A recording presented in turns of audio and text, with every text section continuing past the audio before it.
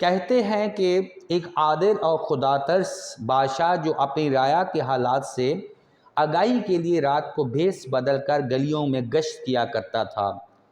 اور وہ اس لیے گشت کرتا تھا تاکہ اس کو اپنی رعایا کا پتہ لگ سکے اور رعایا کے مسائل کا پتہ لگ سکے۔ ایک دن وہ ایک مسجد کے پاس سے گزرے تو انہوں نے دو درویشوں کو دیکھا جو آپس میں باتیں کر رہے تھے اور سردی سے ٹھٹر رہے تھے۔ بادشاہ ان کے حالات جاننے کے لیے ایک لمحے کے لیے وہاں رک گئے۔ ایک درویش نے دوسرے درویش سے مخاطب ہوتے ہوئے کہا، اگر قیامت کے دن اللہ تعالیٰ نے بادشاہوں کو بھی بخش دیا تو میں اپنی قبر سے باہر نکلنے سے انکار کر دوں گا۔ یہ کیسا انصاف ہوگا کہ دنیا میں بھی وہ عیش و عشرت کریں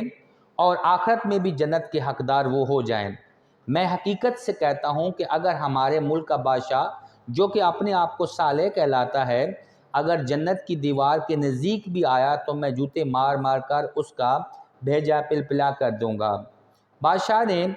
اس سردی کے ٹھٹرے ہوئے درویشوں کی جب بات سنی تو واپس اپنے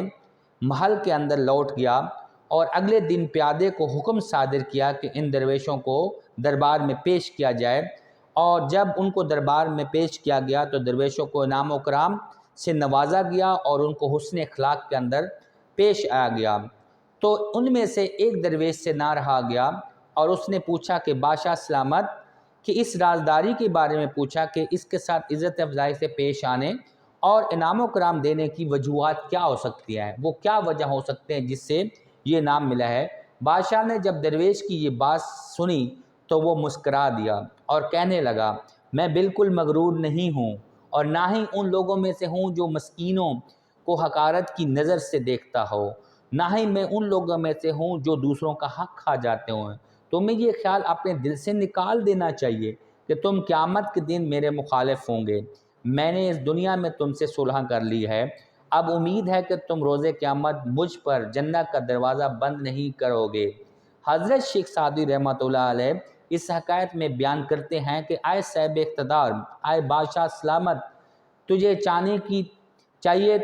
کہ تو بھی درویشوں کی خدمت کر اور اس کا صلہ کا مستحق ہو جا، تو اس پر جنت واجب ہو جائے گی، اور جو درویشوں کی خدمت کرے گا وہی جنت کے میوات کا حقدار ہوگا۔